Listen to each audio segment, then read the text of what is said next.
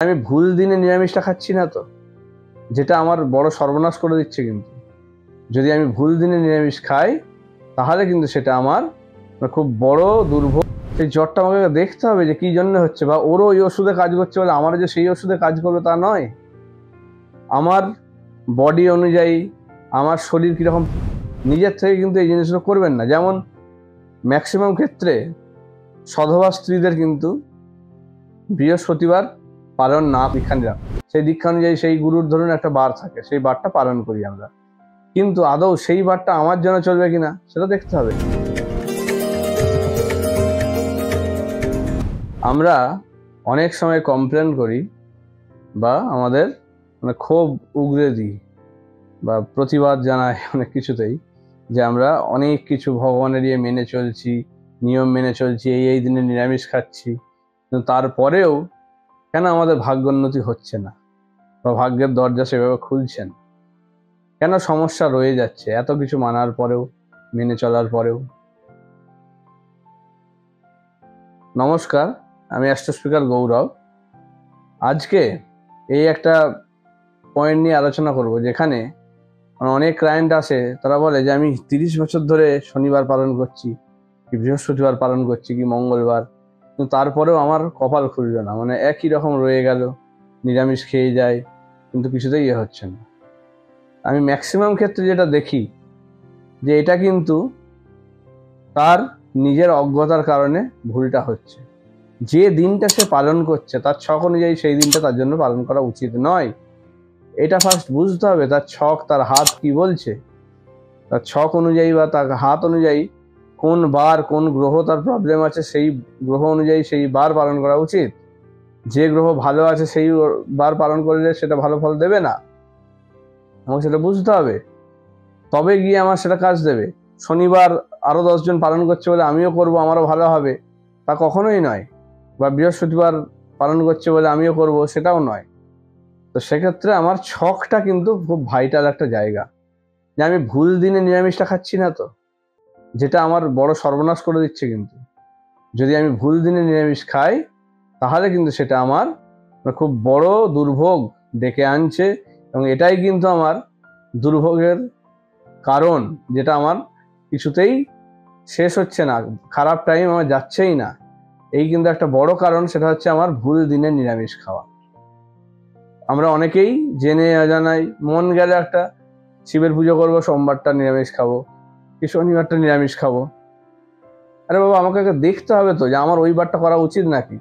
এই নিরামিষ খাওয়া এগুলো হচ্ছে খানিকটা আমাদের মেডিসিনের মতো বুঝতে হবে, যে আমার জ্বর হলেই প্যারাসিটামল খেয়ে নেবো, সেই জ্বরটা আমাকে দেখতে হবে যে কি জন্য হচ্ছে, বা ওরও ওই ওষুধে কাজ করছে বলে আমারও যে সেই ওষুধে কাজ করবে তা নয়।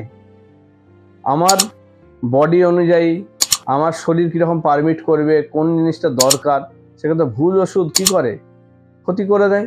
আমাদের সেই রকমই কিন্তু ভুল দিনে নিরামিষ খেলেও সেটাও কিন্তু আমাদের বড় ক্ষতি ডেকে আনছে। এই ভুলটা একদমই তাহলে করবেন না।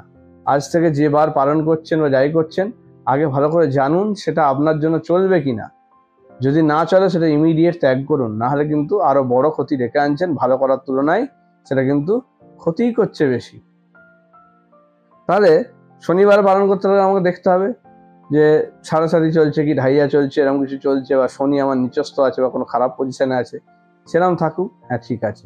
আমি না জেনেই শনিবারটা পালন করছি তাতে কিন্তু নয়। সবার যে শনিবার পালন করতে হবে তা নয়। কারোর ক্ষেত্রে রবিবার পালন করতে হতে পারে, কারোর ক্ষেত্রে শুক্রবার হতে পারে, কারোর ক্ষেত্রে সোমবার হতে পারে, কারোর ক্ষেত্রে মঙ্গলবার হতে পারে।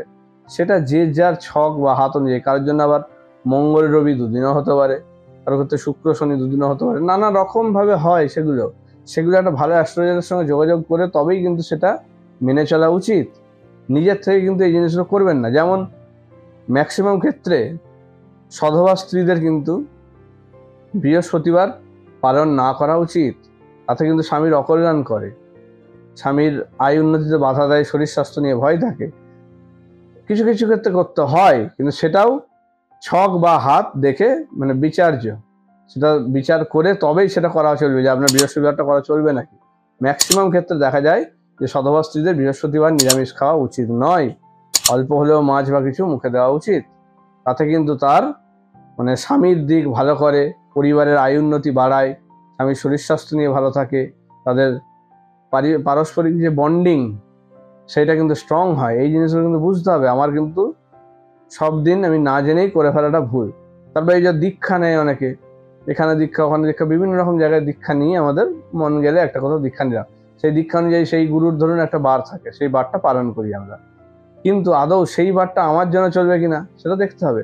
ধরুন 10 জন দীক্ষা নিচ্ছে, দেখবেন হয়তো 5-6 জন ভালো আছে, বাকি 5-6 জন বা 3-4 জন হয়তো প্রবলেমে ভুগছে, সেই দীক্ষা নিয়েও কিন্তু আরো বেশি ভুগতে শুরু করে দিয়েছে। এটা হয়।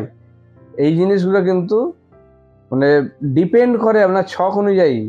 আপনি যার কাছে দীক্ষা নিচ্ছেন তারও রাশি অনেক কিছু কিন্তু ম্যাটার করে, যে সেও আপনার জন্য কতটা শুভ হবে বা কতটা ভালো জায়গায় আপনাকে পৌঁছে দিতে পারবে। আপনার গুরু কতটা কিন্তু আপনার জন্য দরকার। বিভিন্ন নক্ষত্র থাকে, কোন দিনে হচ্ছে দীক্ষা, কোন সময় হচ্ছে, সেগুলো কিন্তু ম্যাটার করে। আমার যে কোনো একটা দিন স্পেশাল দিন সবার পালন করবে, এটা কিন্তু ভুল ধারণা। এই ভ্রান্ত ধারণা থেকে বেরিয়ে আসুন, তবেই কিন্তু ভালো থাকবেন। নাহলে কিন্তু এরকম নানা রকম সমস্যায় কিন্তু ভুগতে থাকবেন, যার কারণ কোনোদিন ধরতে পারবেন না। কারণ সেই কারণ আপনাদের নিজেদের ভুল আচরণ, ভুল আচার বিচারের জন্যই হচ্ছে, ভুল দিনে নিরামিষ খাওয়ার জন্য হচ্ছে, যেটা কিন্তু ইমিডিয়েট ত্যাগ করুন। ভালো করে আগে জানুন আপনার কোন বারটা করা উচিত, সেটা জেনে তবেই কিন্তু সেই বারটা পালন করুন। তাহলে কিন্তু একমাত্র আপনার সেটা ভালো কাজ করবে, নাহলে কিন্তু সেটা ভালো কাজ করবে না, সেটা আপনার ক্ষতিই করবে। ভালো থাকুন, সুস্থ থাকুন, নমস্কার।